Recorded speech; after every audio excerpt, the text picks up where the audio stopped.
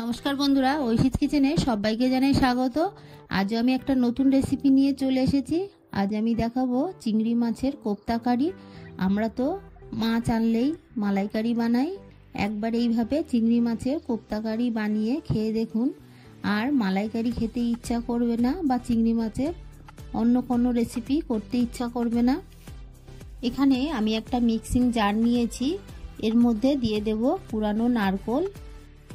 আমি একটা নারকেলকে কুড়ে নিয়েছি, তবে সবটা দেব না। একটা নারকেলের অর্ধেকের একটু বেশি কুড়ানো আমি দিয়ে দিলাম আর কিছুটা রেখে দিলাম। এরপর অল্প জল দিয়ে এটাকে আমি মিক্সিতে পেস্ট করে নেব।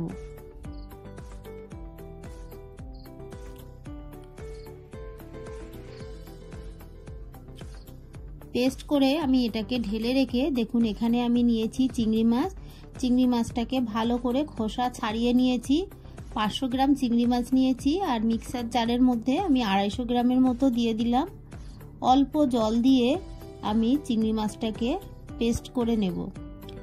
এরপর আমি একটা মিক্সিং বোল নিয়েছি, এর মধ্যে বাকি চিংড়ি মাছটা ঢেলে দিলাম, আর আমি যে চিংড়ি মাছটা পেস্ট করেছিলাম সেটা দিয়ে দেব। চিংড়ি মাছের পেস্টটা একটু গোটা থাকলেও কিন্তু কোনো অসুবিধা নেই। পেস্টটাকে দিয়ে অল্প জল দিয়ে মিক্সার জারটাকে ধুয়ে এর মধ্যে সবটাই দিয়ে দিলাম। ভালো করে আমি মিশিয়ে নিলাম। এরপর দিয়ে দেবো কুচানো পেঁয়াজ। দুটো মিডিয়াম সাইজের পেঁয়াজকে আমি মিহি করে কুচিয়ে নিলাম। কুচানো পেঁয়াজটাকে দিয়ে এর মধ্যে 1 টিস্পুন লবণ আমি দিয়ে দেব। আপনারা স্বাদ অনুযায়ী লবণ দেবেন। লবণ দিয়ে ভালো করে নেড়ে পেঁয়াজ চিংড়ি মাছটাকে মিশিয়ে নেব। প্রথমেই আমি লবণ দিয়ে একটু মিশিয়ে নিলাম, তাহলে পেঁয়াজটা নরম হয়ে যাবে।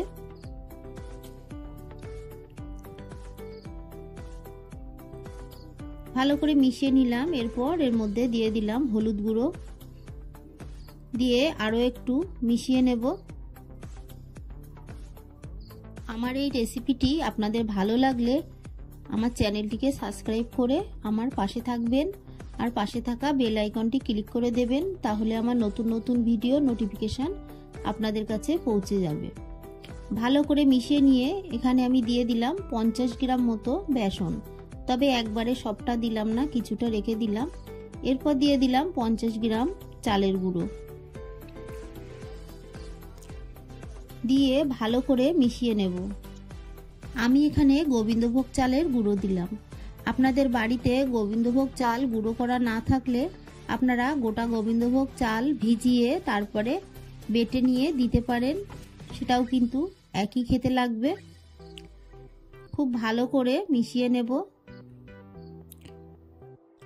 অল্প অল্প জল দিয়ে ভালো করে মাখিয়ে নেব। খুব বেশি পাতলাও করব না, আর খুব বেশি ঘনও রাখবো না। আমরা পেঁয়াজি বানানোর সময় যেভাবে মাখিয়ে নিই ঠিক তেমনই ভাবে মাখিয়ে নেব। আরও একটু বেসন দিলাম, দিয়ে ভালো করে মাখিয়ে নেব।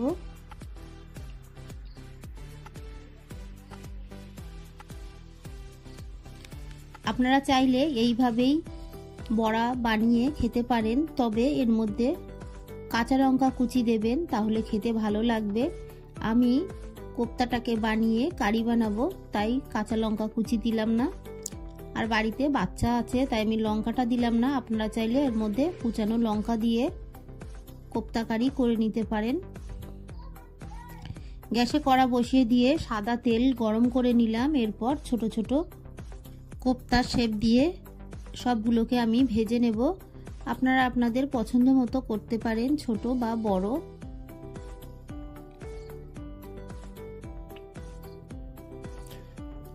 এটা ভাজতে খুব বেশি কিন্তু তেল লাগে না। এই তেলের মধ্যে সব কোপ্তাগুলো আমার ভাজা হয়ে যাবে।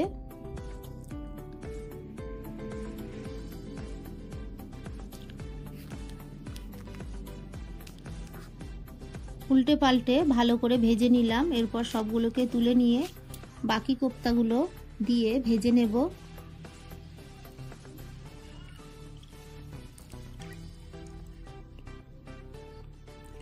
এগুলোকে উল্টে পাল্টে ভেজে নেব।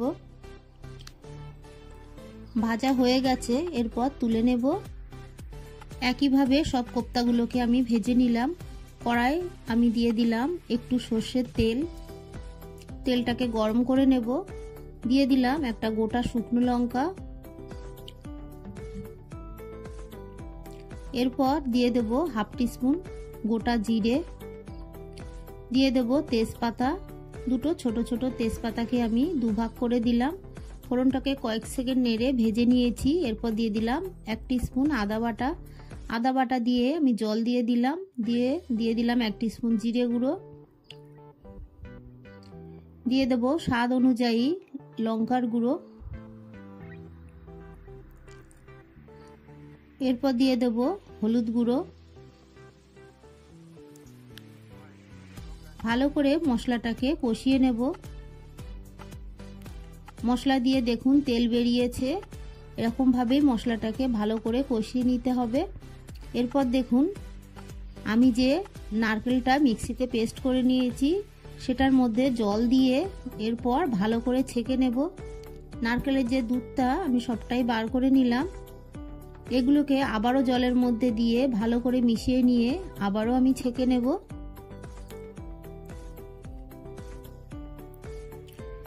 হাত দিয়ে চেপে চেপে ভালো করে নারকেলের দুধটাকে বার করে নেব।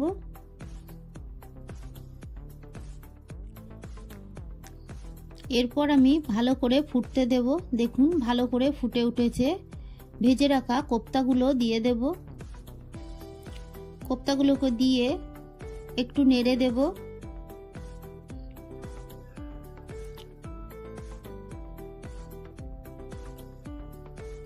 দিয়ে দেব 1 টিস্পুন লবণ।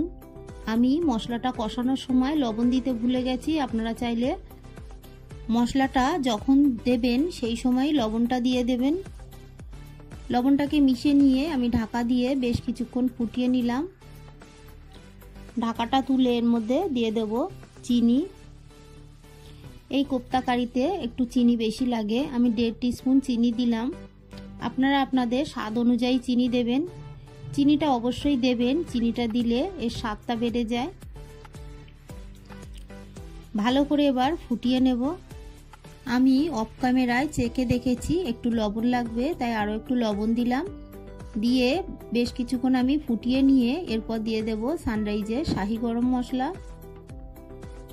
আপনারা ভাবছেন গ্রেভিটা একটু বেশি আছে, তবে এই কোপ্তা কারি নামিয়ে রাখার পর গ্রেভিটা কিন্তু এতটা পাতলা থাকবে না। কোপ্তায় গ্রেভি টেনে নেবে, আর একটু গ্রেভি না রাখলে এটা ভাতের সঙ্গে খেতে হয়, তাই একটু গ্রেভির প্রয়োজন হয়। আরও একটু গরম মশলা দিয়ে আমি নামিয়ে নিলাম। আমার এই রেসিপিটি আপনাদের ভালো লাগলে প্লিজ আমার চ্যানেলটিকে সাবস্ক্রাইব করে পাশে থাকা বেল আইকনটি ক্লিক করে দেবেন, তাহলে আমার নতুন নতুন ভিডিও নোটিফিকেশন আপনাদের কাছে পৌঁছে যাবে। রেসিপিটি ভালো লাগলে একটা লাইক করতে ভুলবেন না। রেসিপিটি কেমন লাগলো আপনাদের কমেন্ট করে জানাবেন। ভালো থাকবেন, সুস্থ থাকবেন। আবার দেখা হবে পরের ভিডিওয়। পুরো ভিডিওটা দেখার জন্য সবাইকে জানাই অসংখ্য ধন্যবাদ। আমার চ্যানেলটিকে সাবস্ক্রাইব করে আমার পাশে থাকার অনুরোধ জানাই।